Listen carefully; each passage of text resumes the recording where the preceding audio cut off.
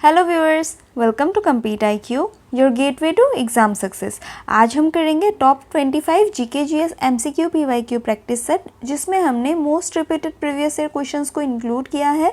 ये सेशन आप लोगों को सभी उन गवर्नमेंट एग्जामिनेशन में हेल्पफुल होगा जिसमें भी जीके जीएस पूछा जाता है, तो वीडियो को एंड तक ज़रूर देखिएगा। एंड चलिए स्टार्ट करते हैं। Pandit Ravishankar was one of the best known players of dash. Pandit Ravishankar is a famous sitar player, तो correct answer is sitar. Padma Bhushan awardee Vikku Vinayakram is a dash player. Padma Bhushan दिया गया है इनको अपने घाटम प्ले के लिए। ये घाटम प्लेयर है विक्कू विनायक्रम। आप लोग नेम एंड एसोसिएटेड इंस्ट्रूमेंट याद रखना, घाटम विक्कू विनायक्रम। इनको TH विनायक्रम भी कहा जाता है, दैट इज़ थेराकुरी हरिहरा विनायक्रम। ये नेम भी आप लोग याद रखना, इनका पूछा जाता है एग्जाम्स में। Whose autobiography is titled An Unsuitable Boy? An Unsuitable Boy is the autobiography of Karan Johar। आप लोग पिक्चर देख के ही बता सकते थे, तो correct answer is Karan Johar. Identify the disease caused by a monkey bite. Monkey bite से कौन सा डिसीज होता है? देन रेबिस होता है।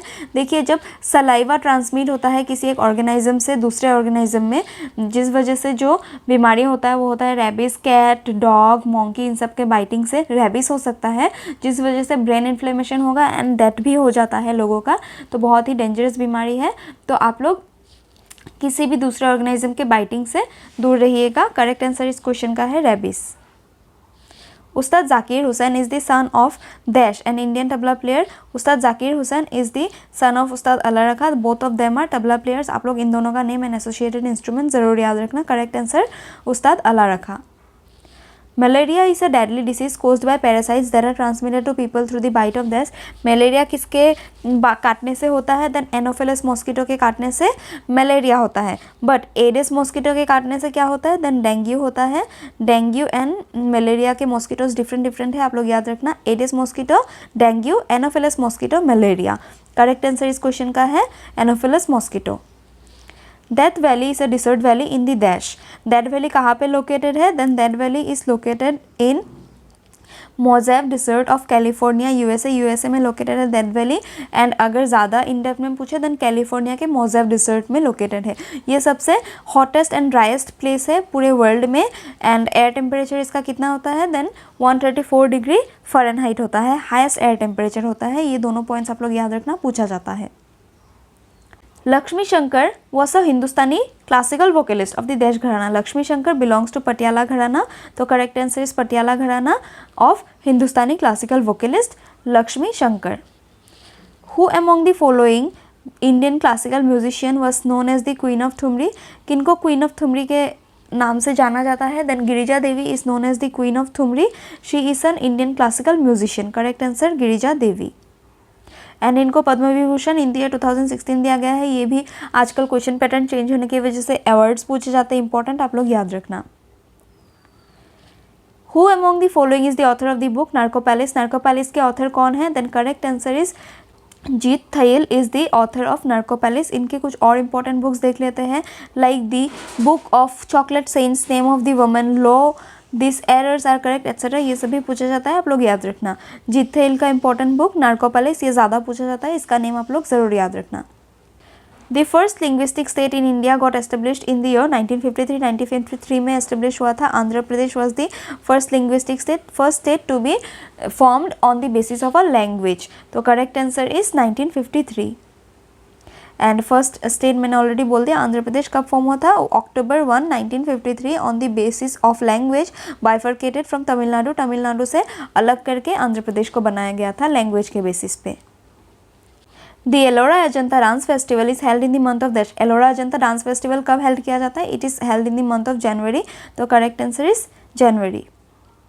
Bala Saraswati was a prominent exponent of which classical dance form? Bala Saraswati is a famous Bharatnatyam dancer, तो correct answer is Bharatnatyam। The 9th ICC World Cup will be jointly organise by देश। 9th ICC world cup जो है USA and West Indies मिलकर organise करने वाले हैं this year 2024 में। And recently इनके ब्रांड एम्बेसडर अपॉइंट हुए हैं। कौन अपॉइंट हुए हैं वो आप लोग कमेंट बॉक्स में मेंशन कीजिए। Rest correct answer is USA and West Indies. And ये कब से कब तक होने वाला है? देन June 1 से 29 जून तक होने वाला है। लास्ट टाइम का जो फाइनल हुआ था that is 8th ICC 2020 cricket world cup, उसमें इंग्लैंड ने पाकिस्तान को हराया था। इस बार का गेम जो होने वाला है वो यूएसए एंड वेस्ट इंडीज़ में होने वाला है। देखते हैं कौन हारता है या जीतता है। फिलहाल आप लोग इस गेम का ब्रांड एम्बेसडर रिसेंटली कौन अपॉइंट हुआ है वो कमेंट बॉक्स में ज़रूर मेंशन कीजिए। What is the common name of the members of family Phaeophyceae? Phaeophyceae family के मेंबर का कॉमन नेम क्या है? Then correct answer is brown algae is the correct answer. Jakhan Chhoto Chhilam is the autobiography of which of the following Indian Bangla film director? Satyajit Ray का autobiography है Jakhan Chhoto छिलम। He is a famous film director. तो correct answer is Satyajit Ray. In which of the following sports is bishop use? Bishop is use in chess. Chess के game में ये terminology use होता है। Rest हम दूसरे इंपॉर्टेंट टर्मिनोलॉजीज ऑफ चेस देख लेते हैं जो एग्जाम्स में बार बार पूछे जाते हैं। King, queen, rook, rook, bishop, knight, pawn, checkmate, check, blockade, ये सब इंपॉर्टेंट है, आप लोग याद रखना, एग्जाम्स में पूछे जाते हैं। इस क्वेश्चन का करेक्ट आंसर है chess. Which of the following novels by Krishna Shopti was originally published as Dilodanish?